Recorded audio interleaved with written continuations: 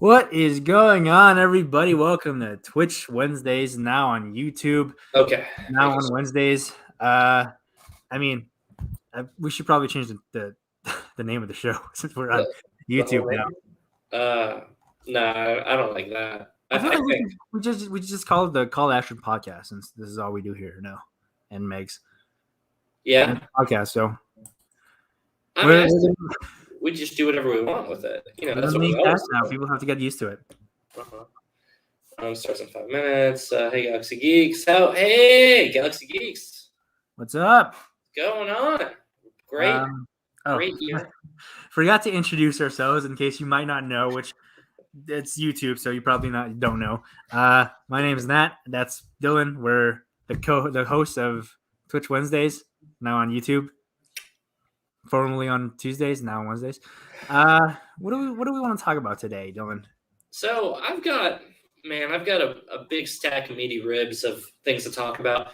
I think the meat of the show is definitely going to have to be talking about the Schmodown Awards nominees, because that seems hot. And because we're actually on YouTube, I actually do want to throw some honorary nod to Schmodown talk. For those who don't know, if this is your first time tuning in to T-Dubs, Twitch Tuesdays, now on Wednesdays, now on YouTube.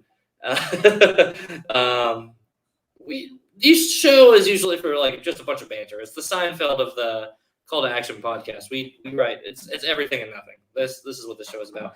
But because we are throwing ourselves onto YouTube, I do feel like it's a little prompt. I mean, we're in the off season right now, so we've got nominees, and I think that's what we're talking about. So we're gonna talk about that. But before we get into Schmodown nominees and our thoughts on all of that wacky business, we've got 12 shows, a bunch of other shit that's come out. Oh, we haven't even finished talking about what our final thoughts on Hawkeye was. Yeah, we haven't been here for 2 weeks, and there's been a lot that's happened. I know. So Hawkeye finished, The Witcher started, Boba Fett started. Well, sorry, technically all The Witcher dropped because it's Netflix. We got freaking Cobra Kai, which I binged in a day. Cobra Kai, fucking Spider-Man came out since the last time we've had a show. So we have a lot of media just to catch up on. So I think we do speed run the media for what we have been watching, what's been really good, what's the stuff that we've both seen that we'll geek out for a minute, and then we'll get to the Schmodown Award nominee stuff, if that sounds good. Yeah, that sounds good. Just shout out to Smitty in the chat. And Ben Rayner says home thoughts, which we'll get to. We'll get there. Yeah, well, that's that one me and Nat have both seen, so I wanna save that, not for the end, but for the end of this little media rant, I guess, if that's what we're gonna call it. So we're gonna be doing that instead of the Schmodown Awards. Yeah. But I want to get into so you've watched all of Cobra Kai already. All of it. Okay, so here's my big thing. I haven't seen one episode of Cobra Kai yet. All my other friends have watched, all my other guy friends have watched it. And it's not that I'm actively saying I don't want to watch it. It's just, I just kind of want to watch other things, if I'm being honest. And it's a time consumption thing. Yeah. I totally get that. It's so have you seen the movies? Yeah, I've seen the movies. All of them? Maybe not all of them. I think I've seen only the first Karate Kid and maybe the remake one with Jaden. So you do not have to see the Jaden Smith one. Okay. It does not connect to Cobra Kai at all. It's in a separate universe. Right. But if you ever have time to watch the show, I highly recommend it. But you should watch all 4 movies. Now, I don't want to go too deep in spoilers. Sure. The Hilary Swank one is not necessary as of now, but I feel like it will be, just because of what Cobra Kai is and how they're really playing to the fans. Mm-hmm. I think you definitely need to watch at least the first 3 Karate Kids, and then watch all 4 seasons of Cobra Kai. And I know it sounds like a lot, but it's really not. You're just gonna breeze through it all. See, and that's my problem, is that it is a lot, and I'm not going to just breeze through it. Not because I wouldn't enjoy it, but it's just time is hard. Time is so hard. It's not, because here's the thing. For those who, maybe don't know this about all of us, we love movies. We also like TV. We also like a lot of the geeky shit on both. Video games, too. How do we have time for anything? But most importantly, I think me and Nat both bond over the fact that amongst all of our geeky stuff, we love video games. And I've been playing an MMO since August. So time is money to me. I actually had an idea of what to do today. But since I figured we were already gonna have a lot to talk about, I decided not to. Plus, it's a lot of work. Plus, it's only us two. But we don't like a lot of work on this channel. So. I wanted to do like a fantasy video game critic league where we draft 2021 game releases, and depending on how well they do on Metacritic, we get points for that. But yeah, it's really that sounds fun. Organize that for next week. Okay, let's do it. Just the two of us. Yeah. Nobody else knows about video games except for kind of Kelsey. So yeah, the thing is, like, it's risky because you can pick like God of War Ragnarok, and it gets delayed till next year, so you get no points for that. Right, 0 points, right? Yeah. So like it is all up in the air for that. That sounds fun. I actually really like that. Ben is yelling at me in chat. Dylan, you have to watch Cobra Kai. He's right. 100% right. Yeah, Smithy's mentioning the Sarlacc pig has a weaker stomach than Grandma. So I've obviously watched all Mandalorian, but I haven't caught one episode of Boba Fett yet. It is on not necessarily the bottom of my list, but it's coming out episodically, weekly. So I'm letting that one kind of take its time while I'm getting all the binge stuff out of the way. So Smithy, no spoilers on the Star Wars stuff. I'm very much looking forward to it, but that's one of the shows I watch with my wife, so it takes me a while to get to there. I've seen the first episode of Boba Fett, and I've seen the first 10 minutes of the new one this morning. So I'm not caught up either, so please don't spoil anything, but I heard the second one's really good. Yeah. But I want to talk about Cobra Kai for a minute because it's spicy. Everybody seems to love it. Shit. Look who we have here. Paul to go. Man, all right, so for the record, I'm logged out of StreamYard right now, so I don't know who's actually hiding in back here. Paul being in the shadows is legitimately in the shadows. I have no idea what's going on there. Wait, so you can't see anyone who's backstage? No, I can't bring myself in or anything. All it is you're in the show, and I'm like a guest right now. I just assumed you couldn't bring people in or out, but you could see who's backstage. No, if I knew Paul was lurking, I would have thrown that motherfucker in forever ago. Interesting. Okay. Because I saw him backstage for a while. I was like, oh, is he going to come on or what's going on? He pops on and he just pops right back out. So it was a fun little surprise. Well, considering he's not on screen right now, that means he's probably just popping in to wave in and, get the attention on him, as is Paul. But Paul, if you want to talk about any of this geeky stuff that we're talking about. I love that Paul is like waving around. I'm the only one who can see you, Paul. It's just me. I have no idea. I can't see anything. Like, I would screen share it, but I think it would put us into that infinite loop screen share thing. So, Paul, if you want to talk about Cobra Kai or Spider-Man No Way Home or just anything. Or Witcher or anything. Bro, just come geek out. Shut up. You got a couple minutes. I do have a couple minutes. I got to go to work eventually, but I do have a couple minutes. I want to say, yes, you should definitely watch Cobra Kai because it's one of my favorite shows of the past, 15 years. Yeah. It's so good, so positive, so, everything about it is just right. It shouldn't work at all, but yet it does. And everybody's waiting for Hilary Swank, by the way. I'm waiting for Michael Ironside, the bad guy from the next Karate Kid. Oh, my God. That would be amazing. That's what I want to see. And also, do get on Book of Boba Fett. I've heard some polarizing things about Boba Fett, but I don't understand the complaints. To me, it's it's a little bit of a slow burn. I get that, but it's a great in-depth look at I kind of feel like we are spoiled with all this almost like No Way Home thing. If there's not this big event or big return or big nostalgia, whatever. Yeah. Let it be small. Let it be small. Let it breathe. Small stories are just as important. Small, personal. Exactly. You actually get really in depth in some. I love we learned about the warrior culture of Boba Fett so far. I'm not going to get into spoilers because you haven't seen it. Right. But just some I think there's definitely some in depth look at some of how the Tatooine shit works basically, and I love seeing it. So I was literally going to ask, because my suspicion was it was going to feel very much like Dune, not just because of the desert setting, but it was going to feel like a slow burn with a lot of lore, bringing in building the criminal underworld. And if it's that, then I'm totally fine. It's partially that, and there's also there are some those some flashbacks involved as well, getting us from where Boba was at the end of Jedi to where he is now. We're kind of taking that journey with him in a way. And it's kind of we get both sides of it. And there's so much lore that's been brought in. And one is a minor spoiler in a way because I'm not going to give it away, but it's actually had some connections to the expanded universe, which we've been kind of asking for a while, little things. And nothing if you haven't read it, it doesn't it's not gonna you're not gonna be confused or but it's those people who do oh shit, cool, I get this too, awesome. Nice so kind of like the small now they did with Mando and the cowboy or whatever, right? From his mini story in the book. Exactly. Okay. See, I already like that. I like that Disney Plus has done a lot to sit there and bring little nods from the expanded universe books and stuff like that they're considering canon and putting more into it.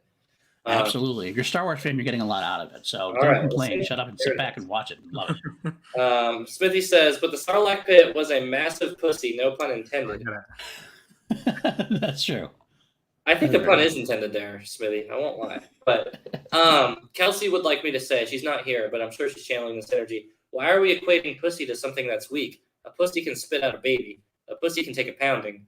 And many people would compare and go on to that. So I don't know. Maybe it's not the best word of choice, but maybe that's just the feminist in me. You know what, though? I love Sarlacc and I love pussy. So maybe it does work. Clip that. So I mean, put that on a t-shirt. That should be a t-shirt. So here's what I want to do. I want to clip that and then put that on the Schmodown Facebook and just be like, for your consideration. Why are we? How is this not being nominated right now? I know. You know what? I know. Listen. Don't worry. There's plenty of clips of all of the hot takes I'm going to be talking about with the Schmodown nominee stuff later. Because there's some thoughts that I just feel like sharing in public. Because I think it's fair. You know what? I think it's fair. That's all I'm going to say until we get into the conversation. But any other geeks? Anybody else watching Witcher besides me right now? I feel like I'm the only person. No, I haven't had a chance, but I really liked the first season. I only watched like the first episode or two with my wife, and I just never went back to it. I did like it, but I kind of just never. It didn't like hook me like I had to watch it. I do mean to go back and eventually like, kind of binge it. Because I've heard all these people telling me how good it is, so I probably should give it a shot. Yeah, it's really good. The first season is fun, but it's not like linear storytelling at all. So you're going to be like, oh, once you figure that out, you're like, okay, I just need to have fun with the ride for a while. Right. Comes together. Patton Oswalt is a prophet quoting Betty White. Oh yeah, Betty White. Yeah. Rest in peace. Oh fuck, we did lose Betty White all the way right before. You were so close. I gotta say, I think it's when I forget where I saw this, but it's definitely true. I kind of feel like that was Betty White's like way to go out was humorous. Like you have all these people celebrating her turning 100, and she's like, "Peace out, yo." I'm out. Like it just seems like she'd get a kick out of that, to be honest. Yeah, I think Betty White's one of those deaths I don't want to sit on in a sad way because I feel like she just like. We can't say she didn't live a full life. She almost made it to 100 fans. So like very few people can say that. Yeah, she had her time, and not in a bad way. Like we could have always had more Betty White, but by God, it is one of those things where I'm like, yeah, I agree. I think that there's a sense of fun to it. Like she'd be like, "Fuck you," well, 99. Like mourn somebody who died tragically. Like right?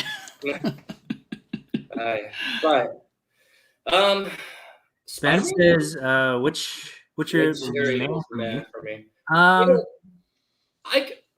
could honestly see if you're not particularly attached to that property in any way, I can see for the first season you can be kind of like hit or miss on it. Yeah, like I can definitely see that. I feel like I don't love it as much as everyone else does, but like I have higher expectations because The Witcher 3 is my favorite video game of all time, especially because of the story and the lore and everything. Right. So I don't think they nailed everything. I think they nailed a lot. I didn't really like their portrayal of Triss. I feel like that could have been stronger, but everything else is like pretty good. Yeah, I love the game. I eventually went to go read the books via audiobook, read through all the books, and the show was very book verse heavy. Not to say that they don't grab some things from the game because it's the same property, but they make different decisions and do much different things in the world with the game versus what they do with the books. Yeah, which I like. That they are very much the same universe, but they are two very like different things when you're playing the game. Like some of the beats get there, some of the beats are totally not even in the same like story. It veers a very different way.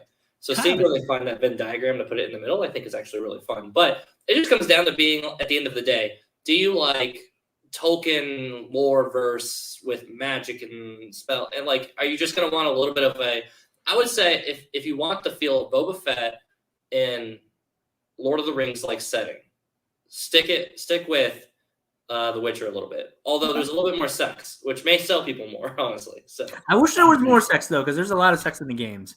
And I don't know how much there is in the books, but like there should be a lot of sex. Pretty hefty in the books too. Yeah, everybody fucking in the books. So kind of a tangent, but like somewhat related and similar thing. Have either of you watched the Wheel of Time series? Or do you even know what that is? I've had friends of mine. No. So I thought about like diving into the books before the series came out, but then that's a lot. You are notoriously bad at trying to get these books out before the series, bud. Like, that's what I'm gonna finish doing before the movie movie comes out. I swear. No, those are long. That's a long series to try to dive through before it comes out.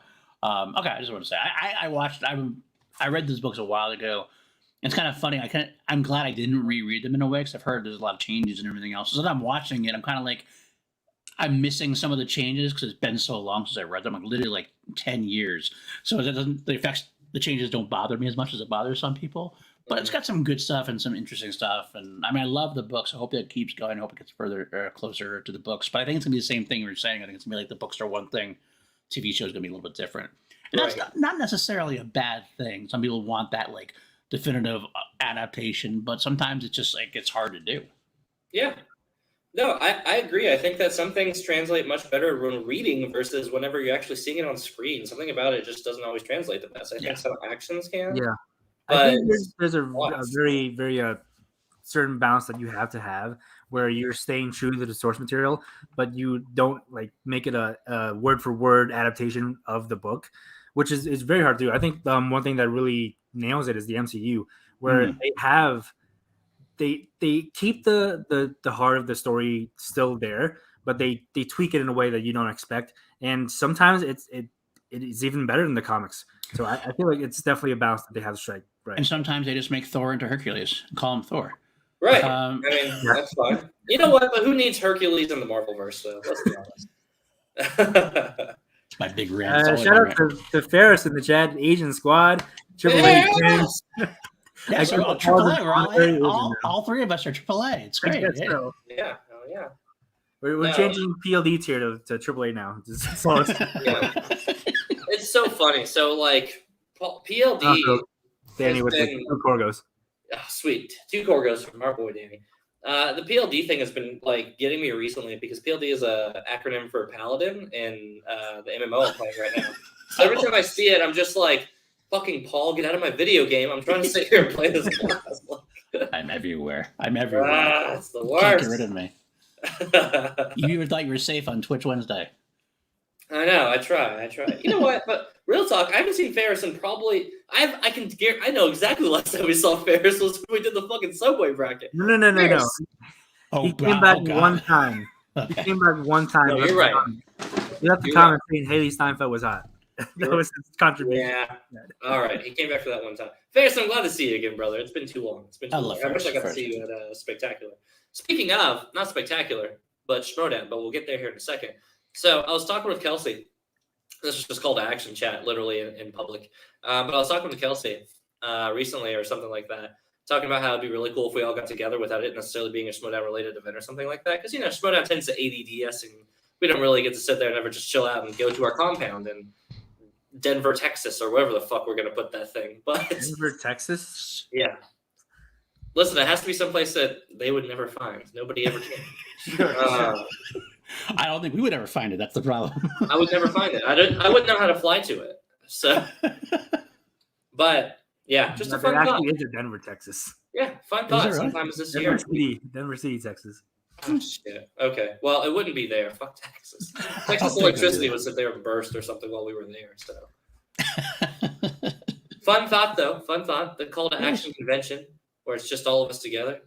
Nice.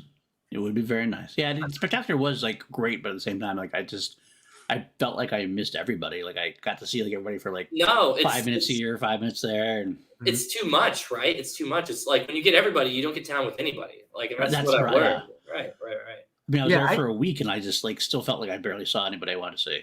Right. I just think we should like all hang out together if there was a way where like there's not a Schmodown live event. It's just us hanging out. That'd be. I love that.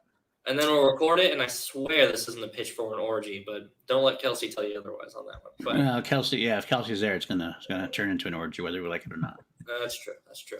I was gonna mention something else related to that too, but I've already forgotten what it is. Oh well, if I think of it, it'll come back to me again. But I guess steering away from all the media talk, maybe we'll come back to for Spider-Man towards the end. We'll swing back in for that conversation a little bit later. I like what you did there. That's why I get paid the big money.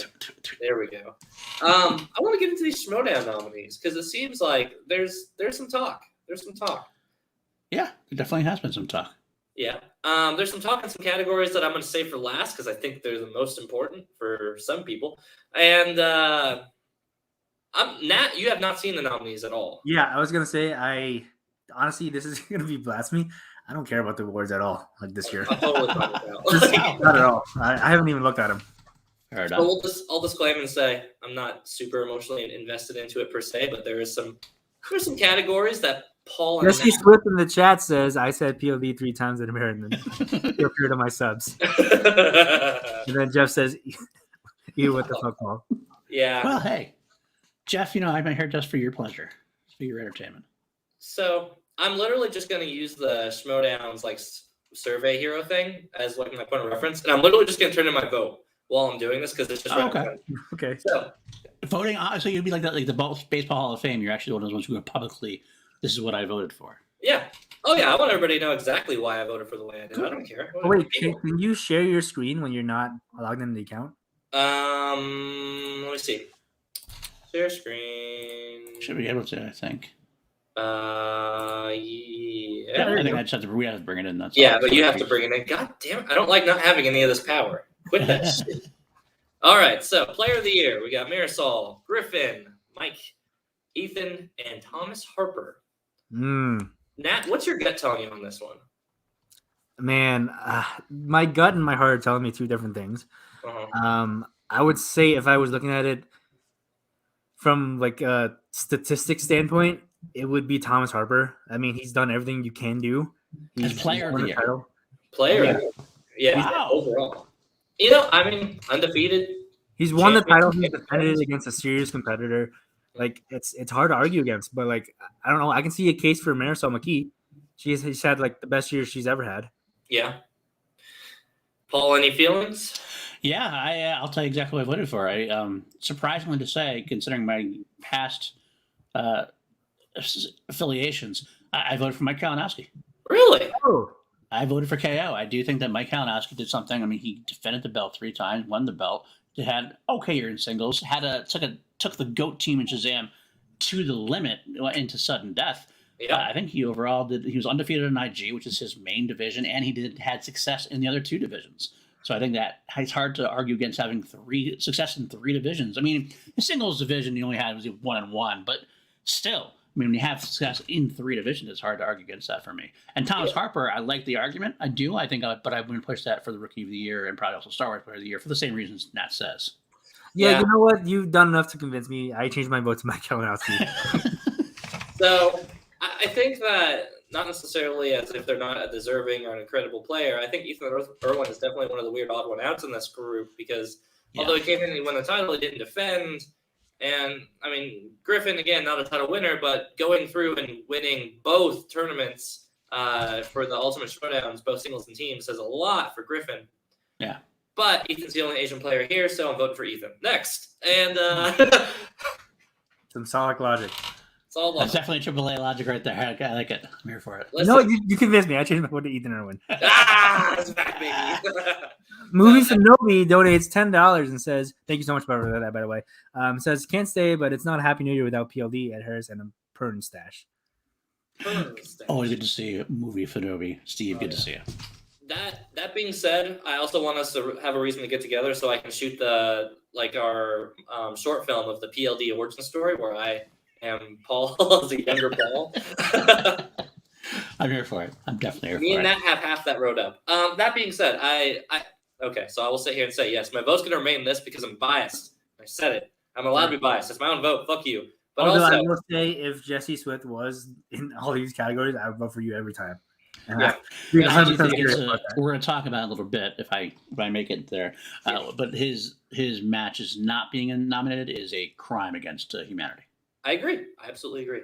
I think Marisol, for all the credit it takes, takes it because Griffin Newman, for his nomination worth, she beat him 1-on-1 in a very strong match and showing. That's a very strong. For singles player of the year, I fully agree with that. That's what I was going to go with as well. It sucks for Griffey because Griffey did a great job. But oh my God, such an insane season, right? But we'll see. I mean, we'll see how that plays out. Rookie was spicy between him and Thomas, but I guess I was a little surprised that, and I don't. This is not a slight meant towards Janine. I love Janine, but I almost was surprised that wasn't Chance nominated for Player of the Year because he had a good run as well. Right, and knowing that he had a title match this year too, I feel a little low on that one. So that's just my own little thought on that last nomination, but it is what it is. Janine, I think, definitely takes another award. I think that's what I would say too. Yeah. in singles player of the year, I mean, it kind of feels hard not to vote for Marisol on this. Yeah. I mean, Yeah. Griffin's the only other choice, but I mean, Marisol, like you said, Yeah. Marisol beat her.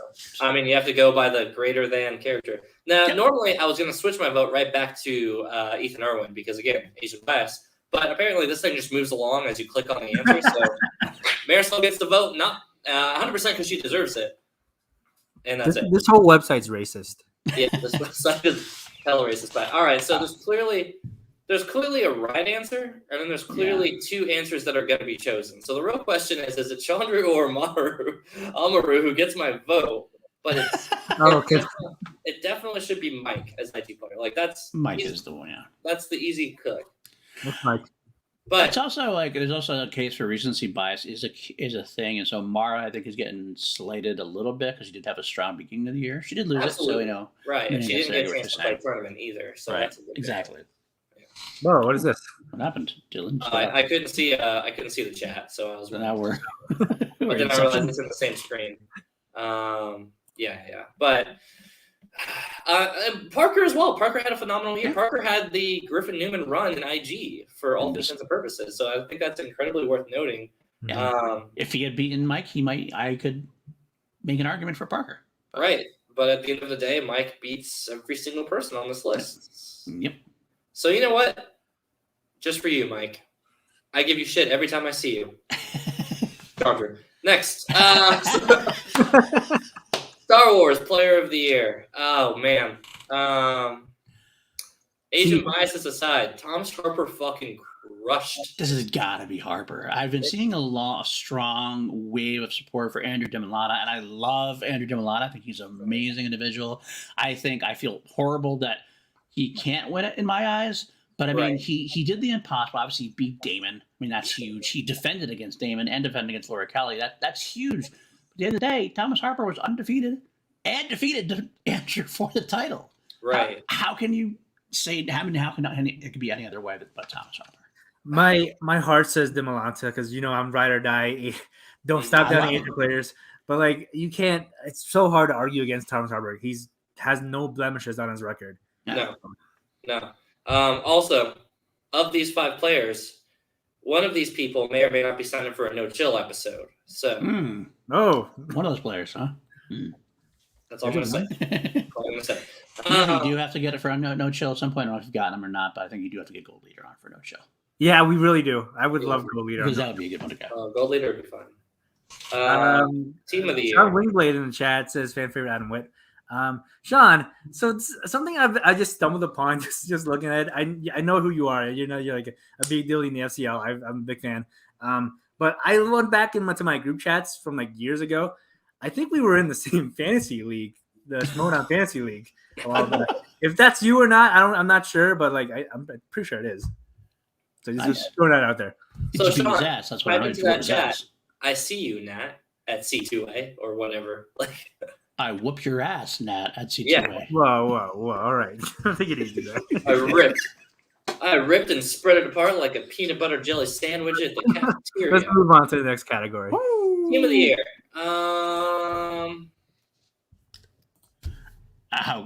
Is there any argument? I'm not trying to spend time on this. They were in my fantasy roster. I fucking love this team. It's so good. Manager of the Year gets a little spicy, though. So, all right. Obvious answer feels like Shannon Barney. Her faction won 2 years in a row. Mm-hmm. For the last time we're going to see really factions make a big difference in Splash. But hear me out. God, I fucking love Kaiser. That's so true. Fan favorite Adam Witt as well with Kaiser. Both. It's like a 2-for-1 duty. I mean, Kaiser voting for Kaiser is pretty much voting for Adam Witt. My wife loves Sam Levine for Freaks of Geeks and doesn't know any of his Schmodown work. No, hang on 1 second. Jesse Split says C2A has not had me on for at least 6 months. Jesse, if you want to come on No Chill, you're welcome anytime. And just to ask you a spectacular, but we just forgot. Yeah, but you definitely have an open invite. C2A hasn't had me on for about 6 months too, so it's that's fair. Before me and Nat hopped on back to the YouTube channel, C2A hasn't had us on in official since. C2A hasn't been on except for Megs. Megs has been like our. Yeah, Megs is the show, as it should be, because she's truly the most talented one out of us with this stuff. But okay, but back to Manager of the Year. I actually want to throw in there. I'm going to throw in there, and I might be ridiculed. I think Bobby Gucci. has got to get some love in here. I mean, I know it is a little bit definitely to do with the Barbarian. But that's smart management.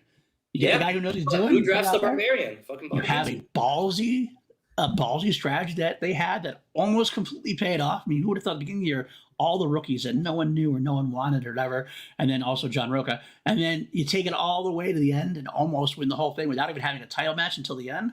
Mm-hmm. That's fucking gold. And all the TKOs they had and everything else, I got to give Gucci a lot of credit.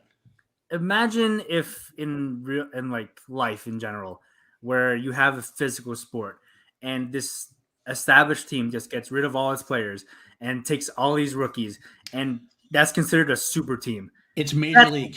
Unreal.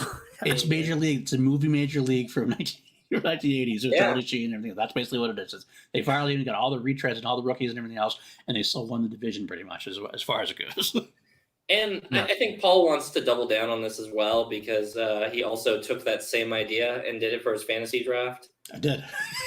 So, and you won, by the way. You haven't updated it yet, but I'm pretty sure you won. I think I did. I have to update it. Yeah, it's true. I'll go back and update. Yeah, go update. I want to see if I think I held third by the time it's said and done. I'm in dead last, baby. Dead last. Yeah, because I was in the dumpsters for like the first half of the season, and Dylan worked his all the way back. But it's not about me. I'm happy the Call to Action podcast got canceled or on hiatus or whatever, because like if I had to keep doing those fantasy updates, no one in last place. Oh my god, I could not stand it. So, all right, here's my one last little pitch for Bobby Gucci. Now that I'm hot on it, go ahead. So I spent a lot of time putting love on Kaiser. I do. He knows I love him to death, and he loves us and knows who we are. So that's always fantastic. But something about Gucci. So we were it was the concert at Spectacular, so the wonderful night that Sunday, right? Yep. I'm at the bar. Gucci runs up on the bar, and he's just like, "Hey, dude, man." I was just like, "Nothing much, Gooch. I'm just trying to stay relevant. You know how it is." And he's like, "I like that." That's and I don't know what it is, but when Gucci tells you that, you just feel good about yourself. But I'm also convinced he's going to steal that and use it in a promo now. Oh, he totally will. But if he does, I'm going to be like, this motherfucker, you know what? Put some spec on the name. And Gucci made me feel good most recently, so I go by recency bias. It's Gucci. But it should be Kaiser and Shannon. But honestly, I kind of want to see Gucci steal it from Shannon. I won't lie. I want to see him snatch it. I want to see him take it because I think that's funny. That would be funny. Rookie of the year. Oh, this is no doubt Thomas Harper to me. See, so it has to be Thomas, right? That's undefeated, and he finished the job. Yeah, Griffin finished 2 divisions up. Didn't finish Griffin's great, but Thomas Harper. There's nothing more Thomas Harper could have done. No, like when you put it out, there's nothing more. There's nothing more. He did everything possible that he could have done. He finished with all excelling scores. If Griffin had won one of the titles at Spectacular, might be a different story. For sure. But there's some damn snubs in this category. I'll tell you what. All the rookies on my fantasy team, Jesse Swift, Paige Frabetti, those people got snubbed, and you know it. I can't believe the Rager was snubbed. I mean, come on, the Rager. Like, Rager never lost. Buttons. Yeah, that's true. Rager didn't lose on his, but I honestly, the funny thing is the way he was. I said in the rundown, the way he was pushing it with the pins and everything else. If he had to get nominated, I think he might have been like the Ross Perot or Ralph Nader of the division, and pulled votes away from Harper or Newman. Just and so he could have actually had an impact on the race. Maybe that's why he's not nominated. Maybe the Ralph Nader of the Schmodown. I love that. I think it's interesting. Jesse makes a point that says Bibbs quietly did everything the Barbarian did, but didn't feel the need to make it public. All right, did he though? I mean, he did all the. I understand he did a lot of work. I can get that, but as far as like totally stripping down and replacing almost your entire team, I don't feel like the Mercs did that. The Mercs had a lot of still pretty veteran presence overall. Yeah, and credit where credit's due, but there was I feel if you sat there and said how many rookies left an impression for me on an exchange versus, not to say that it wasn't an impressive rookie scene in the Quirky Mercs, but I think it's hard to compare the two in that way because I feel like it just feels like that they had a bigger character roster, and not just for character work. And also Peggy Gubbins on my fantasy team. Yeah, Peggy. Rager should have lost fucking John Carter. All right, that's fair. That's fair. And also shout out to John Pierce in the Twitch chat as well. Hell yeah, John. Thank you. I think you're by yourself in the Twitch chat, but we appreciate you. So I don't want to sit on this for too long. The answer is Thomas Harper. That's the correct answer. Yeah. But my heart says I got to pick Nikki. Nikki fucking won me over. Nikki won me over. I forgot about it. Now, okay, there's a right answer, and there's my fantasy league. Let me guess, JTE. JTE had a sick year comeback. You know Let's what? not pretend that he didn't. I'm not going to argue with Dill on that. I think JT is a because he didn't play at all except for the one time last year. I mean, that's a comeback player. He took a year off. I actually will fully admit that I was wrong. I predicted disaster for him in the FinStock Exchange. When FinStock Exchange had the draft, I said that they had a ballsy strategy. I wanted to see how it was going to work. But the only thing I said was shitty was holding on to JT or picking up for the draft. But he played very strongly in singles. He played very strongly in teams. I can't lie and argue about that. Went to a number one contender match in his comeback season. He came back and he went to a number one contender match in both divisions, actually, because they had to play Danger Zone for the number one. Or maybe that was a semifinal one. So that was one short. But either way, JTE came back with a crazy showing. Honestly, I think it's clearly JTE, but shout out to my boy Andrew DeMolanta for he didn't have the greatest record, but he came in and won title. I think that should be spoken. Well, I guess that's true, but he didn't have a bad last year though. I mean, he didn't win, but I feel like it was like kind of close and close. So it's not really a comeback. It's more of like he took the next step up. That's the only reason argument to have against him. I mean, when I talk about comeback, Mara Knopic is kind of the same as JTE. Mara almost took basically a year off, came back and won the title in her first match. That's a pretty big comeback. I mean, granted, the rest of the year didn't really work out for her in terms of because of the tournaments. We had Parker on the dungeon, things like that. But I mean, she deserves a vote or two. David Del Rio, another guy who did pretty well. Yeah. He had a strong year after a okay year last year. All these people, Janine too is also very compelling, but at the same time, I feel like Janine, it was less of a comeback and more of like she took another step up. Right. Yeah, it feels like the same argument with Andrew DeMolanta in that they haven't had notoriously bad seasons. It's just that they clearly haven't lived up to the potential that they've shown in the show. Right. So I think that this year for them to live it up doesn't necessarily quantify me in the comeback terminology. Now, if there was like a step up year or showed what they really had, like award or something like that, I think it comes down to Janine and Andrew 100%. Right. Exactly. But most improved, that's what we need. Most improved. Yes. Really taking it to the next level because again, it's to sit there and say that they've ever been bad players. I feel like would be a detriment, and I don't want to give that argument a stake. Janine did beat Dan Murrell. JTE did have a hell of a run, but you know what? It's my bias. He was in my fantasy league. He did me work. But also because I think he had the least amount of expectations to be good coming back. I think Mara, there's at least sitting there. Like people had an expectation that Mara was going to do pretty good, maybe not even win the belt, and she did. But with JTE, I don't think that there was those expectations back. I feel like there was a lot of he is a fossil. He's too far back for him to actually come back. The game has passed him by, which I actually thought. I did think that. So I think that's more to the spirit of a comeback player.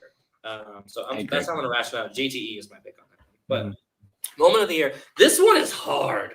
This one is so hard because of just the number one moment up there with Kevin Smith returning. It's hard to vote against that. That's so emotional. That's like you're voting for cancer if you vote against that. That's what it feels like. I know. But Marisol taking it in the singles win is an incredibly deep and emotional moment as well. 100%. Demilana taking it, Knopic returning. Wild Berries Uniting was actually super sick as well. Let's not pretend that it is. I feel like I'm so biased because we were there and we got to experience the atmosphere, right? The roar of the crowd. But I feel like nothing really comes close to Kevin Smets returning. That's the biggest deal ever. I agree. And I think that there's also this skewed bias as well for it. Not only that, but it's also it was how spectacular wrapped, right? So it's kind of hard not to sit there and say that's how they wanted the highlight of the season to end on that one. Hannah, are you trying to come in? What are you doing? What do you want? What do you come in there? Come on, get in here. There you go. Flicking around a moment. All right, we'll get in here. Picture. I thought it was the Ed Harris question, Jesse, at the end of. Okay. All I will say, my favorite question from Spectacular is still the fact that I got to say, I made John Roca say, I am number 4. I love you for that. I will admit that was my favorite. That could have easily been my moment of the whole year. Whenever I saw, I'm like, They fucking did it, didn't they? 2 minutes, 2 Fucking weeks marked before out. Spectacular went around, me and PJ were sitting down where these questions after Spectacular. And I told PJ we had a different question. I went, no, PJ, like I took it out, I wrote a new one question in there. I go, what do you think of that? And PJ just looked at it and just goes, oh man, I love you. It's genius. It is genius. I'll give you that. That was a 500 IQ play. So this is okay. I don't want to sit on this for too long, but That's a Ben Rainer for the $5. Thank you, Moment man. of the year is the trickiest category for me. It's either Smets or Marisol, and they both deserve it equally. I Yeah. absolutely agree, Ben. Smets is I want to throw out there too, real quick, because no one's even talking about it. Again, it's a recency bias thing. When Mara won the title at the beginning of the year, that was a very emotional, powerful moment. Yeah. Her coming back Yeah, and that was- everything else. it When hit. she won, she's like yelling at Dan. It was beautiful. It was a wonderful moment. Just No, wanted to just mention that as well. I won't lie. Every one of these moments were tearjerkers for me. Like these were all, even the Wild Berries one, but like every one of these ones were like absolutely like I felt the emotion behind every single one of these wins about every single one of these moments. So okay, that's how I'm going to quantify it because I want to give it to McKee because it's so much more than just my own personal thing. Because I think when it comes down to emotion, Smets coming back is an absolute fucking train wreck of like, oh my god, like how exciting is that? Dimolanta winning against Damon was such an exhausting, wonderful trip. Nape coming back with such an emotional connection with Dan. Wild Berries a little less than all of those, but Marisol as well did make me tear up to a big point, and I think it is. This had been needed to be the title that finally needed to be won by a woman. So I'm going to give it to that because I just feel like it encompasses everything. That being said, I could equally vote for Kevin Smets going back on this. So Dylan votes for cancer and PLD is voting anti-women. That's how this argument gets together. That's it. I'm pro-cancer. Paul hates women. So that's how we're going to play it. We're the true villains of it. I don't know why we didn't get into this. Upset of heels. This one is clearly Paige Betty defeating Ben Bateman. I will take no questions at this time. I don't disagree. I think the only one that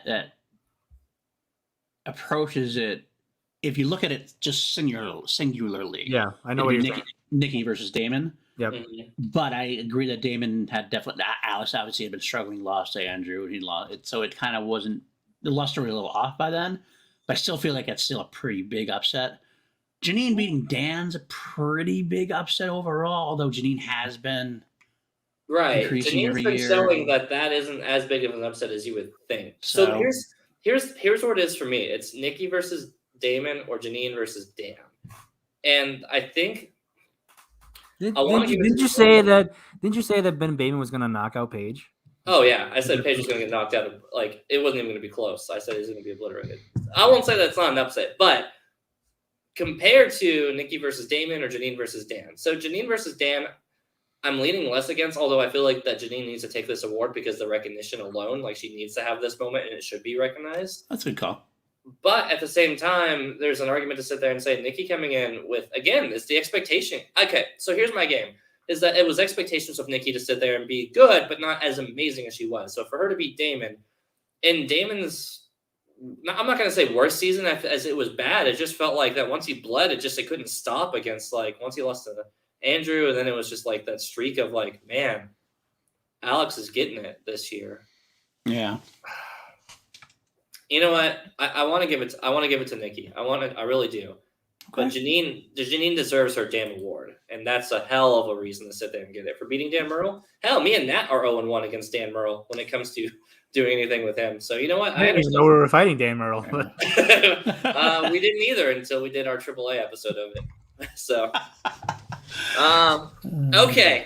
Okay. Now this is where I want to talk. I want to talk a little bit about these categories. I gotta get going. I gotta go to work. Yeah. No, Paul. You stick around. You've got time. You can. You don't have to say a thing. You can just be witness. I'll be the villain. I don't care. I have never cared to be the villain on this channel. So, first of all, let's get into the controversy of podcast of the year versus what Throwdown Media of the year is what the other one is. So first of all, let's get into the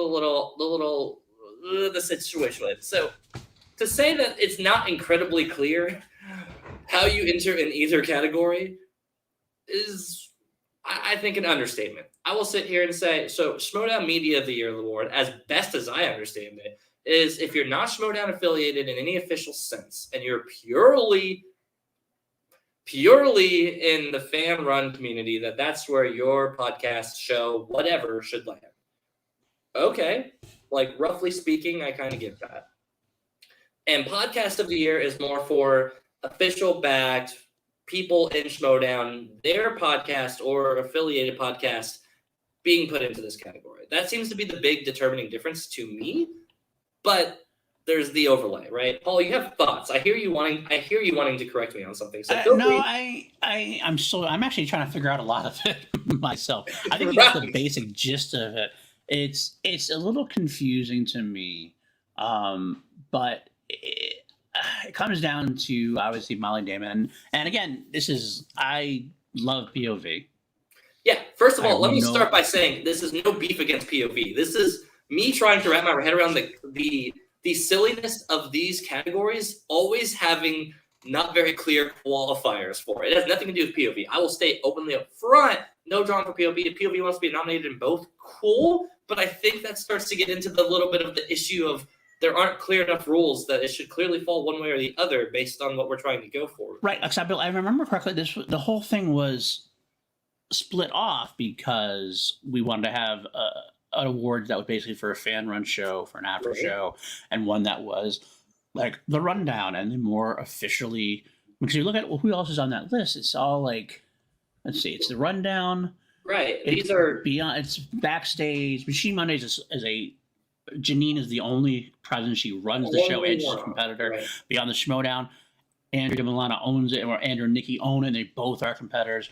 And then you have POV, and you have Molly on as a competitor, and you have, Jillian does backstage interviews and things like that. I mean, we've had that before. Alex, Danny did a match before. Danny was going to do an interview one day, and she couldn't. So it's an interesting conundrum. I guess the separation is that somebody in the Schmodown media owns these podcasts, except for Jake Berlin owns and runs the Point of View, and so they shouldn't be media. It's either one way. I guess the only problem is I don't even care where you slot them, because you could argue it either way to me. I could see an argument where it's a podcast. I could see an argument where it's Schmodown media. Yeah, 100%. But I don't understand why it's both. I can't understand that. I actually find it frustrating for Point of View that they end up in both, because I feel like ending up in both hurts their chances to win either, because now there's a split vote and then there's this lack of understanding. Seeing, especially on the Facebook run polls, there was definitely leaning on Schmodown Rundown initially on this one, as well as kind of the top dog as far as this side goes. Yeah, I think Schmodown Rundown will probably win that award, because that's the award that's set. They're the guys, we bust their balls all the time. And actually, I'm like half a Rundown guy, and that's the point working for them half the time now at this point. So I know you've been on Rundown more than you've been on Call to Action this year. I know. I know. I'm sorry, but it feels like that they're the ones that are always going to be the ones that are the headliners. They're the ones that they say set the standards, so to speak. So they only win whenever we're not on the ballot, but okay, I get what you're saying though. Yeah. So as far as that goes, so putting them in, so I don't know if I agree. I don't know if it does them any good here, but I don't know. I honestly haven't given this too much thought as some other people have, but I feel like that's for several reasons. One, I'm pretty sure the Rundown's going to win, because as popular as POV is, casual fans only know the Rundown, even though Jillian has been doing post interviews and everything. I don't think that's enough to push them over the top. I think the Rundown's going to win. And also, I feel like these awards are kind of like the WWE Hall of Fame, where whatever Vince wants, whoever Vince wants to put in, they'll get in. And there's not really much else you can do about it. So it's whatever. Yeah, I think it sucks for Point of View, because they really... I think that they'll probably end up winning the media award, as they definitely should. They should be winning at least one of these two awards. Is definitely my point here. Yeah. But real quick, I think somebody had a conversation with some people behind the scenes, and I remember, I don't want to quote anybody or out of tune or whatever, so I won't throw anything in there. One of the people basically said the idea is that if we were to add a MTS competitor, then technically we're eligible for both. Because we don't for example, let's say just for shits and giggles, let's say I own C2A, Sure. Or no, I shouldn't even do X. I work for the networks. You know what? Dylan, you own C2A. Yeah, that's fair. I mean, I do, but okay. Dylan owns C2A. And if you had, see, I don't know what the hell I'm considered because I work with them, but I don't know if I'm like enough to be. At this point, I legitimately say that you being on here should put us in podcast category because. But what I'm saying is, if you, yeah, exactly, that's exactly my point. So if you on here and say we hire Rachel Silvestrini on as a full time, so I mean, she was a C2A host for pretty much anyway at one point. I love her. So I love Rachel. So if that happened, then we would be eligible for both podcasts and media. Right. And so we would technically be able to be nominated for both. Since Jake owns it, that's where he's a media member. But because Molly is on it, and I guess Jillian too, theoretically that would make him eligible for podcast. We're not eligible for podcast, or although I guess I don't know. I don't know where the line exactly is drawn. See, and I think that's kind of my problem with it. And I'm not gonna go out of my way to sit here and like slander Christian and sit there and say like yada yada yada. No, but it is what it is. I'm not the world. I will say I have a problem with the argument of the situation with them calling Molly like a guest on the show, despite being very clearly a part of it in most ways possible. If anything, I feel like it's almost demeaning to call her a guest and I'll sit there and have her own her host status in that way. Yeah, that was weak. That was a little weak. Yeah, it feels not very. It feels very much just like I just want it to go this way and literally quit by asking questions. If I'm being honest, that's how it feels as a fan. But yeah, I don't know. Going forward, I just want some fucking clarity on these categories because even when we were getting nominated and doing this, I remember at one point it was chill and then it was call and then like it was nominating the show and not the podcast, and I'm like, okay, well, is it the show or the podcast? Like, what's getting nominated here? And it feels like these categories make less and less sense as the years go on. I don't know. Nominate somebody from this community to figure out the defining line because we need to have something. Especially so for crowds like sort of Point of View, or hell, if we wanted to make another run at whatever award we'd end up in next year, if we really wanted to give it the good sportsman effort and say, let's go get it for a third time, I don't even know what fucking category we'd end up in. I'm pretty sure we'd end up in this podcast one because Paul's so affiliated with Schmodown at this point that it feels like we should be. And again, it's not like a greater or less than situation. If you win one of these awards, it's just as equal to the other award. But I think that there needs to be some sort of clear criteria, and we just do not have it. And it is so frustrating to see this 3 years in a row be the most confusing award on there. Not because somebody doesn't deserve it or that it's unequal, but just that's, is that too much to ask? As former holder of one of these awards last year, can I just ask for a little fucking clarity on this one? That's all I want to know. Like, no, it's too much. It's too much to ask. Ironclad. But don't add a gray zone. Either you're in it or you're not. And if you're in the podcast, let them be in this one. That's exactly. Anyway, that's a long rant. Who are you voting for, Dylan? Yeah, I'm Asian Runcast, of course. Schmodown. It's beyond the Schmodown, of course. I love their show. They're actually legit the ones that I actually end up going back to watch the most on this stuff. But to be fair, both of them had a stellar year, and I really wanted to hear their takes on it. So yeah, beyond Schmodown, that's my vote. Long story short, feud of the year. Oh, this is so easy. This is so dummy easy. It's not even close. It's Mike against Chandra. Wait. Go. I want to see the rest. Okay, so Dan versus Roca. Dan Molantes versus Damon. There's a really kind of argument for there, but they kept beating Damon, so that doesn't. Okay, yeah, I agree. I think this one's Mike versus Chandra. Yeah, I mean, sure, Mike beat Chandra, and that was it. But have you seen their Twitter battle? I mean, stuff. It's Gold Leader versus Tom Sharper. Well, no, stop shilling. I'm not shilling. That's my favorite. That is legitimately my favorite one of the year. I look forward to their back and forth more than anything else. I have a hard time taking it seriously now because people sort of like shipping it together, and now I just can't unsee that. So now, like all the air is out of the tire for me on it. Now it's just like they're a cute couple. I love them. Like they are. I get that. Yeah. But yeah, I think that you have the biggest tweener that we have in the field versus the biggest heel right now, and I think that's just too much fun. Also, shout out to Chandra for tweeting that thing right before he posted his No Chill episode. What a MVP. What a true champion. That Chandra. I can't wait until he gets that IG belt back. Match of the year. This one's tough.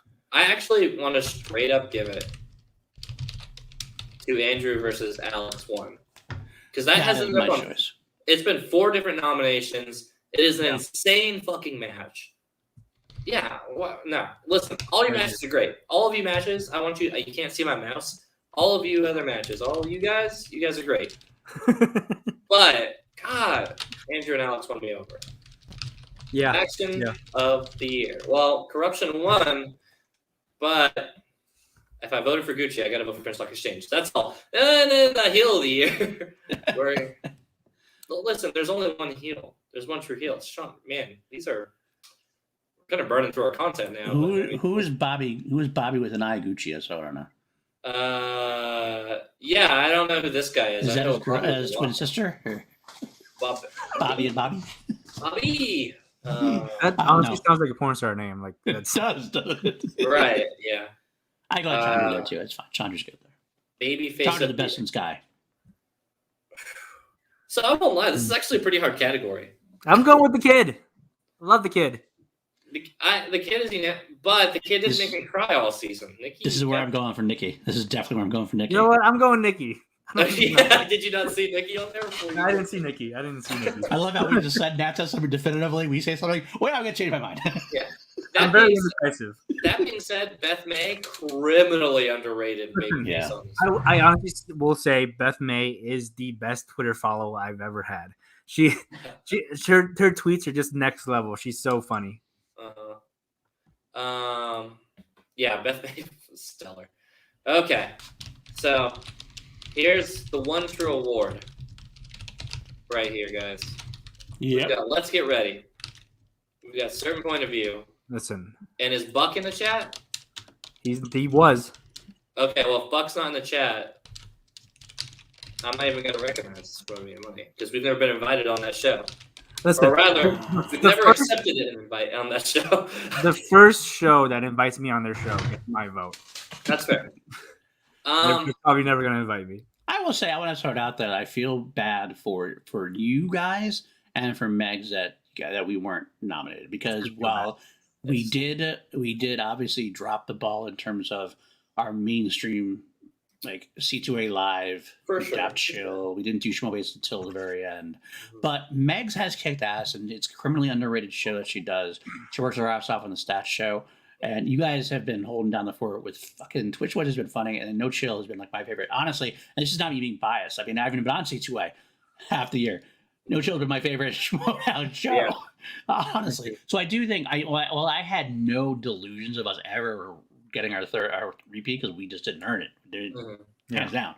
But I think it would have been nice to have gotten at least a little notification that, hey, we did do our hell of a bit of stuff this year. I would be a lot more pissed about this if we had No Chill be consistent. Yeah. But so many of these shows are just so consistent, and that's not to discredit Megs and what she's doing. She's doing amazing work. No, Megs is the most consistent one we have on this whole podcast. So. Gary hired her. But I'm gonna put it out there. I think I killed it this year, at least the first half. I was on every episode of Call Live. I was on every episode of After Action Report before I got a job that conflicted with my schedule.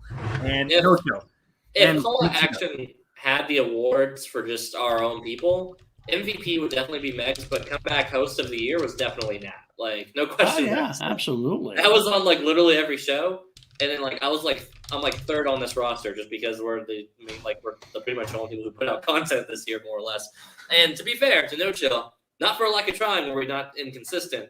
People are ducking this show because they heard about it. So yeah, we're still being ghosted by people. Yeah, we have since booked and re-ghosted with other people on this content, which just means that we're doing our jobs right. That's how I take that. I almost want you to ask me to do an episode for you, and then so I can ghost you.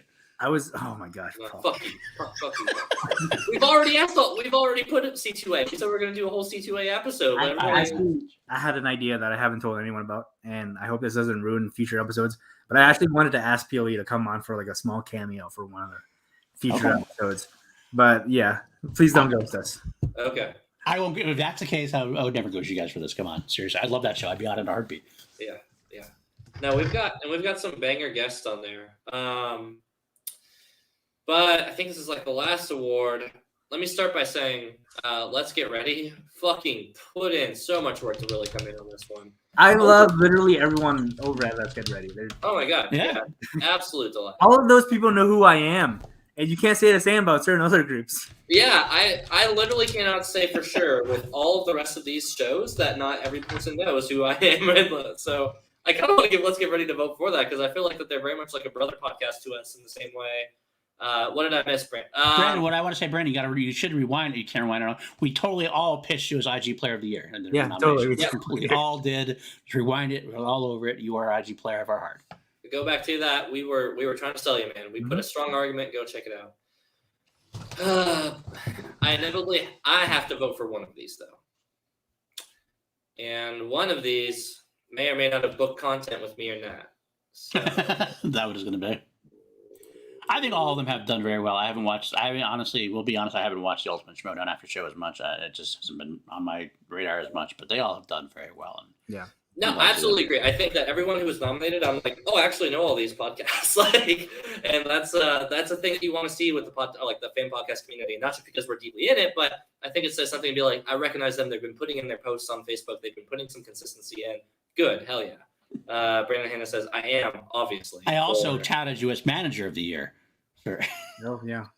That's so funny. I put him up for no, but I have nothing witty. That's it. Okay, that was an airball. What else are we talking about today? You ever seen just a deflating penis? That was my energy just now on that one.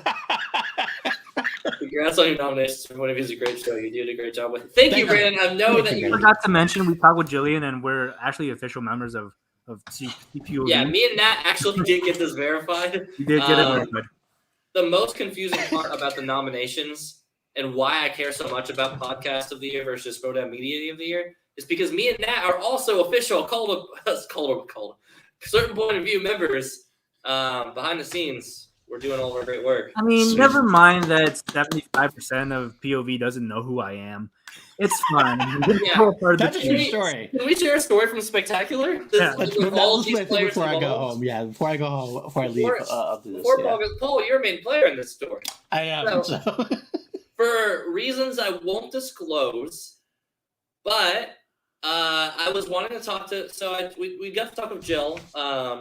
We got to talk to Jill a little bit during the expo. We were hanging out in their booth area because they got a booth. Because that's what happens when you're, still producing content on a weekly basis that Schmodown actually wants to hear. Anyway, so we were chilling in the booth, and I was like, Jill. Later, I was like, yeah, I haven't got a chance to really talk with any of the other members of Point of View one-on-one. I'd love to be able to talk with them. Would you mind introducing me?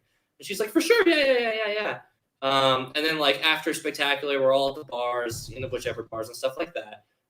Jill's too important, so I never got to talk to her again the whole night. And so then, oh gosh, Brian passes by, and at this point. For anybody who doesn't know, me and Nat were just sitting on the couch by the bathroom. We were the #1 couch crew podcast there. We were just picking people off as they went to the bathroom. It was the great. VIP section. It truly was the VIP section. But I was wanting to talk to Brian because, I didn't get a chance to sit there and introduce myself and, meet each other in person. So I see Paul go by and I asked Paul, can you tell Brian to come say hi over to me and Nat? I want to talk with him about something. Call the POV. Hell yeah, brother. Welcome to the Call the Point of View. All the no-show episodes are now no view. That's what they are. So, Paul, go ahead and tell us your part of the story that I just will refuse to believe. But you go on ahead. Okay. So, these are, I'd like to have Brian. I think he's over there. Can you, tell him that we want to talk to him about something? We have a proposition to offer. And I was like, yeah, I can do that. Straight no problem. So I went to get a drink. I go right to where Brian is. Brian, I say hi. We're talking Red Sox and Nation, all things like that. Also, I go, Brian, just want to tell you that, Nat and Dylan over there from Call Action, they really want to talk to you. They want to propose something to you. It's like, oh, who? Nat, Dylan. I pointed it out. I pointed right on the couch. The couch is right over there. He does this thing. He's like, oh, all right, yeah, I'll go right over there. I went, okay, I'm gonna drink. I turned away. Last I saw, he was heading over towards the couches. Yeah. So here's what happened in my perspective. Uh-huh. I see out of my peripheral, the other couch. I see Brian come over to talk to people there. And I was like, oh, he's probably going to come over any minute now. And then he leaves. He doesn't come back ever. 180s, we never see him again the whole night. That son of a bitch. So, I vote for POV with my own self-interest because clearly me and Nat want to win this award. 4 times. 4 times. But I'm a little salty that Brian's a little too good to know. First of all, not know who me and Nat are. At this point, if you're in this community, you got to at least know. I'm not like it's not like some idea. You gotta have some idea. You have a clue. We did the fast food bracket. We're Right. famous. We're kind of famous. Listen, that fast food bracket is the most famous thing to come out of the Showdown community. I don't want to hear it. Like we had Matilda retweeting us. I know. Matilda retweet us, right? And Brian, point of view, double nominated, award-winning podcast, maybe in the future, sees us, says, "Huh, all right," and then just fucking fucking carts in our way, and it goes on. I think he has no idea who you are. That's what. No clue. Not a clue. Not a fucking clue, dude. So you know what? This just goes to show. This is why I'm done being fucking nice. This is why I'm done being nice with this community. I have to ask you. Dylan, I have to ask you one thing though. When were you ever nice? It was nice, like the first month we brought him on. Yeah, I was like sugary sweet for the first month. Was it? I don't remember that. It's all been like a time. Yeah, we've all drank those memories away. That's been like 4 spectaculars and 2 awards ago. So like, I will say guys. It was a. Oh, you leaving, Paul? I do gotta head. I gotta have to get ready for work. All right. So thanks so much for coming on. Yeah, much love, Paul. Thanks for joining us tonight. Take care, guys. Later. I will say that I forgot where I was going with. Oh, it was a shocking number of times where I introduced myself to someone next to Spectacular Weekend, and they're like, "Oh yeah, I know who you are." So I was like, all feeling all confident. I was like, "Oh, people know who I am in this community." Then Brian just fucking snubs us. I was like, Brian snubbed us hard, dude. It wasn't even fair. Like it was truthfully that was the most painful snub of the whole evening, right? Like I don't think it comes close. Nothing else even sticks. Like everybody else who I was like, okay. Surely they remember me. Top 10 anime trailer. You're fucking right, Danny. Dude, it so was. I was like, all right, Jill, fucking everybody, all these people, all the passerbys, all the people, fucking Smithy knew us right away because of course we know Smithy. And we talk. Everybody's talking. We know everybody. Great time. And then Brian, whatever your last name is, I don't know. But you don't even know our first names or our faces. So I think I'm allowed to forget your last name. Oh, it hurts. It's like daggers to the heart. Oh, twisting. You think you make it. You think you make it in a community, right? You think you put in your time. You think you put in your effort. You think you give a stellar speech up on stage in front of the whole Showdown community. Ain't shit. We ain't shit, Nat. It's not right. It's not right at all. Okay, and let's talk about Spider-Man. Let's talk about Spider-Man. But let it be known, we will get our revenge on them one day. One day. Look forward to that. One day. It might not be this month. It might not be next month. It might not even be this year, based on some of our luck. So it'll happen. It'll happen. You're just lurking in the shadows. I gotta pay some more attention when I'm making these banners. Spider-Man: No Way Home spoilers, everyone. Spoilers. Do you want to go right into spoilers, or do you want to no spoilers? Spoilers. Right on in. Spoilers. Boom. If you haven't seen Spider-Man: No Way Home, leave, get out. Or if you just don't care and you just want to watch spoilers, that's fine too. But otherwise, if you don't want to be spoiled, get out. This is your last chance. 5, I think 4. most of this audience has seen Spider-Man already. Probably. I trust the 6 people in this show. I mean, we are in a pandemic, and not everyone can make it out to the movie theaters. Yeah. But I feel like this group of people have. I've given you enough warnings. Every rumor is true. That's the biggest spoiler. Every rumor is true. Actually, the rumor that Marissa Tomei, as Aunt May dies, was true, and I told Nat it wasn't. Why would they kill Aunt I know. May? I fucking called it. I was like, I was trying to give you fake spoilers, and I said Aunt May dies, and we're like, oh yeah, right, she's never gonna die. And I brought it up to PJ and Chance like right after we left the theater. Like Yeah. I fucking told Dylan. I told Dylan Aunt May. You did. No, you definitely did. And I was just like, they wouldn't kill May. And then the more I thought about it, I'm like, that's dumb. They would definitely kill May. And then after I saw the glider and like her going down the stairs, I'm like, they're gonna kill May. Fuck you, Nat. What are you doing? You're merciful, May. She's great. Wonderful. No, she is great. But I really love that what they're doing is they have all three of the first movies set up as his origin, rather than have Uncle Ben die in the first movie as we've seen twice before. I think that's such a smart way to do because we're not expecting it, but it does have so much impact.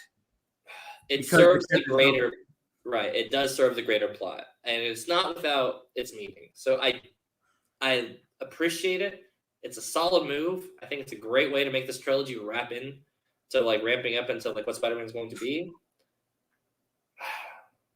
Oh well, Marissa Tomei will be in other movies, I'm sure.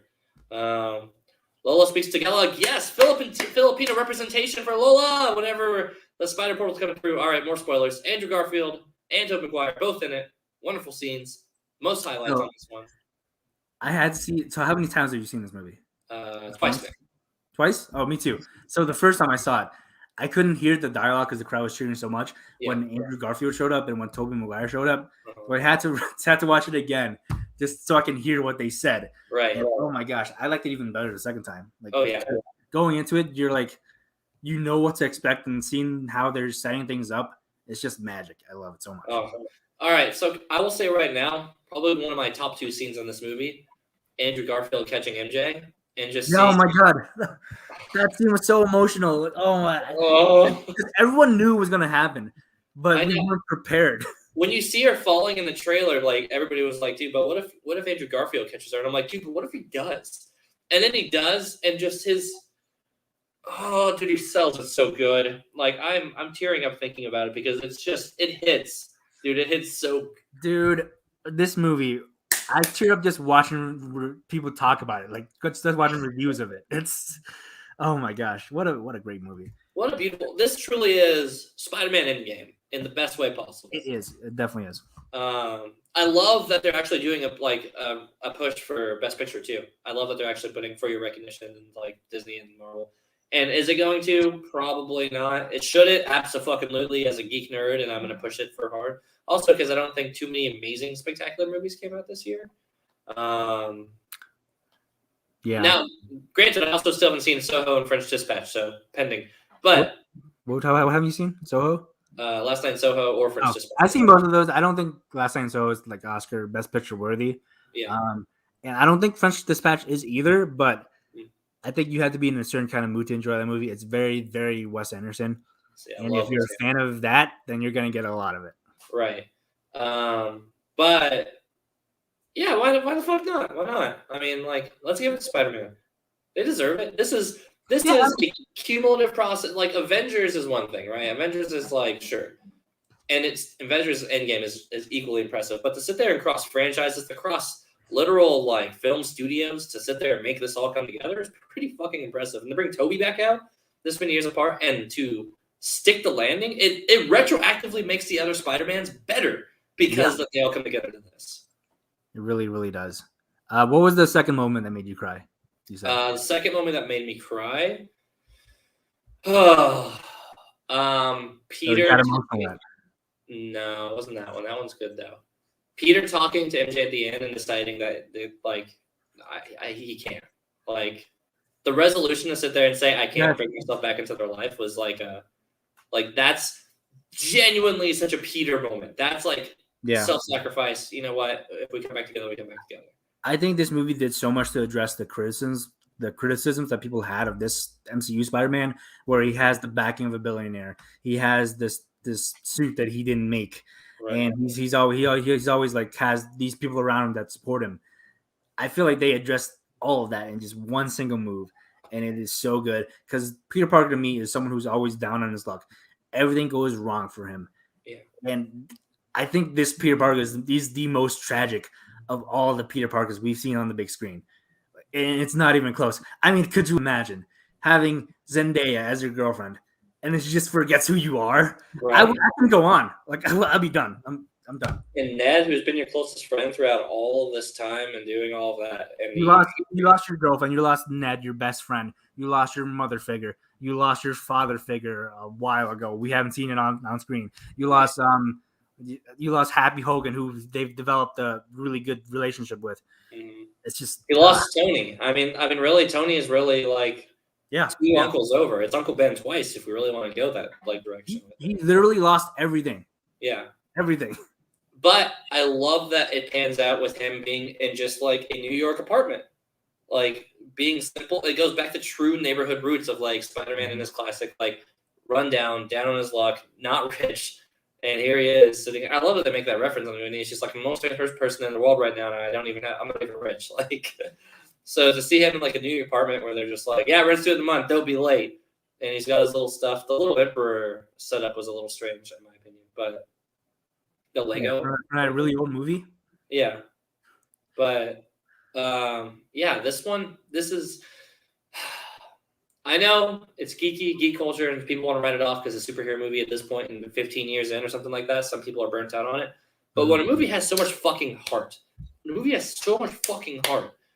as this movie does, I don't know how you don't sit there and have that translate.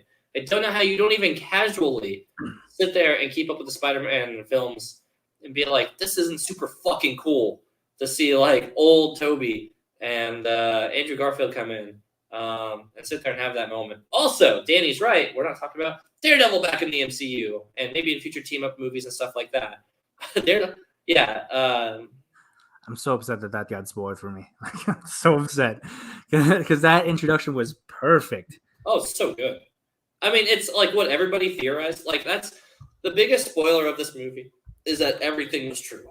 That's pretty much it. If they're like, if you heard about it, it's exactly what plays out that way. But that being said. It still works. Yeah, that you're absolutely right. For me knowing, like loosely knowing all these beats were going to happen, it still fucking crushes. And I think that says a lot for arguably the biggest moments of this whole thing to really just be like, okay, cool, you know it. And then you go in there and you're like, I'm still absolutely amazed by this movie. Like, hell yeah. Hell fucking yeah. This movie's so good. Go watch it. Watch it somehow. If you don't want to go in theaters for health reasons, totally understand. And also shout out to the maybe one day there'll be a Black Spider-Man line from Electro. Oh my God, they know what they're doing, those sons of bitches. Yeah, that sounds about. How dare you tease us with Miles the live action on this one? But What's meant for you? Should I watch those? I wouldn't. I'd stick to DCEU. I hear that they're doing better. But yeah, so I was like a second to say Jamie Foxx telling Andrew Garfield, he's like, I figured you were black. You know, you're in the neighborhood. You're helping poor people all the time. He's from Queens. You're from Queens. And Andrew Garfield just being like, yeah, I'm sorry, man. Like, it's just Andrew Garfield really stole the show for me on his scenes. Like, I love the Andrew Garfield renaissance we're having right now, where everyone's starting to appreciate who had the talent that is Andrew Garfield. I've been saying it for years. I fucking love Amazing Spider-Man 2, and I'm not afraid to say it anymore. He's back. Toby sitting there and challenging Andrew's self-talk. Hey man, no, I hear it, but no, you're awesome. No, you need to say that. You need to own that. And I'm like, I say that at work. You're right, Toby. This is very therapeutic. I could watch like 3 hours of those three just interacting with each other. It was so good.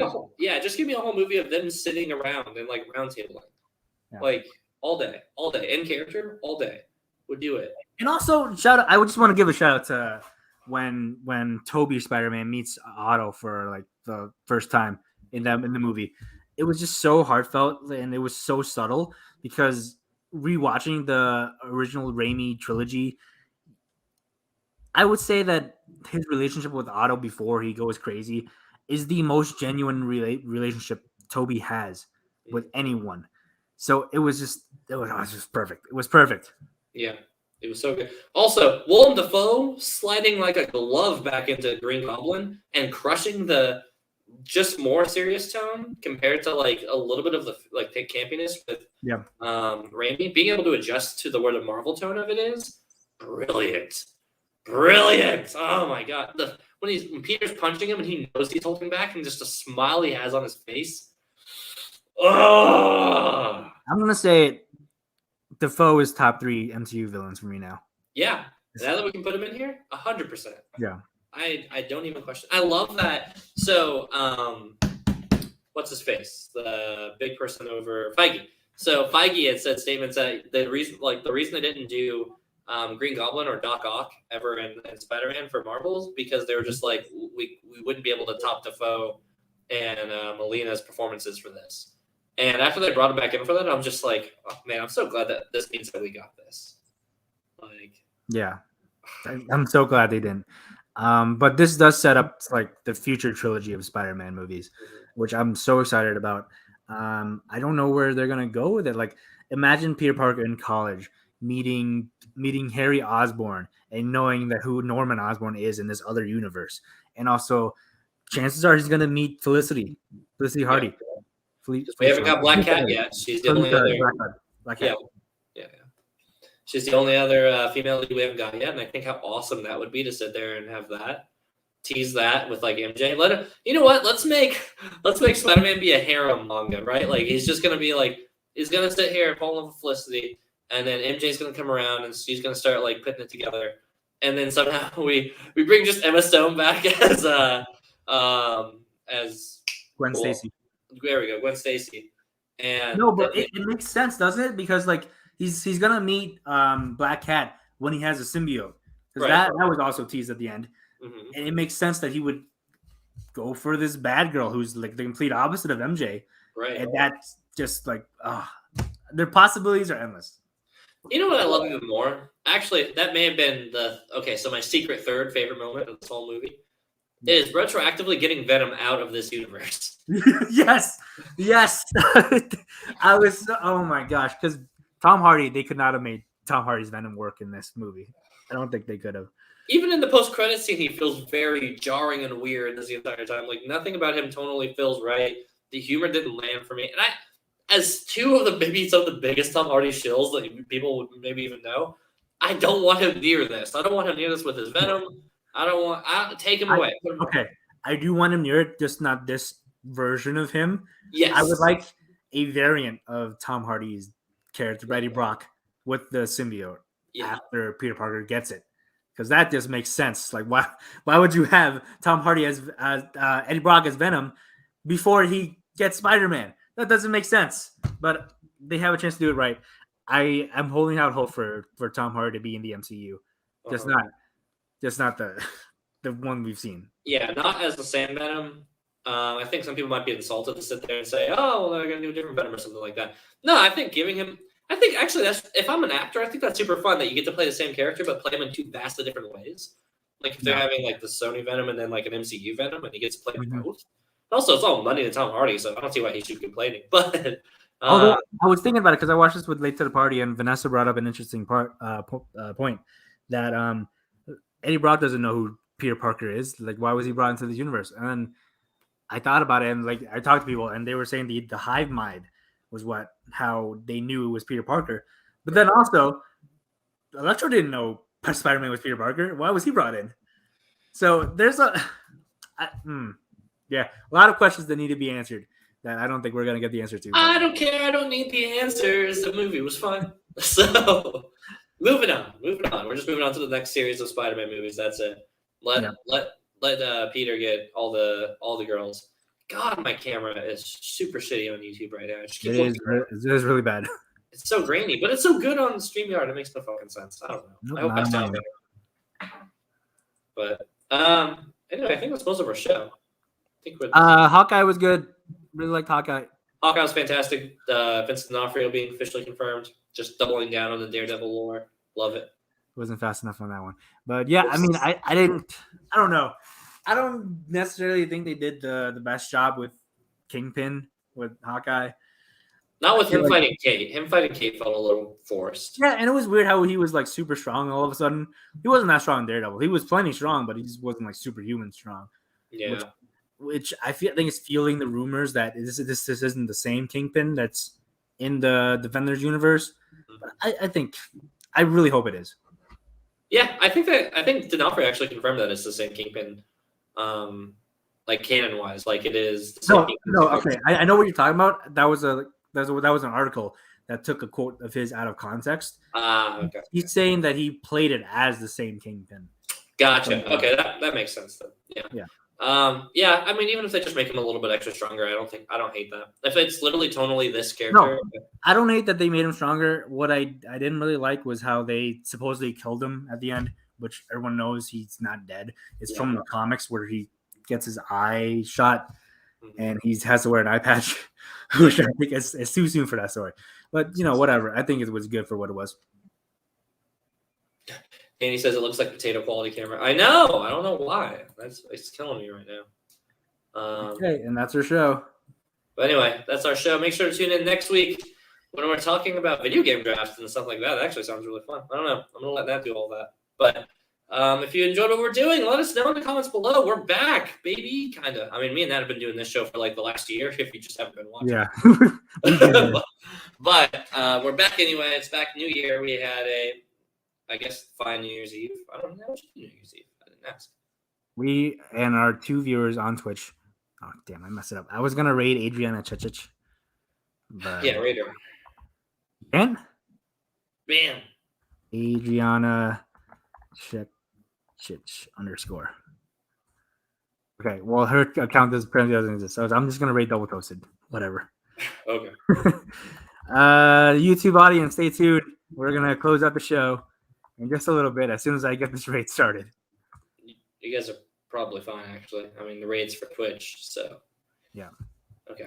Anyway, thanks, guys, for tuning in. Have a great week. We'll see you then next week. Okay. We just rated Double Toasted, and now I'm going to end the stream on YouTube. Come on, Nat. Thanks for hanging out.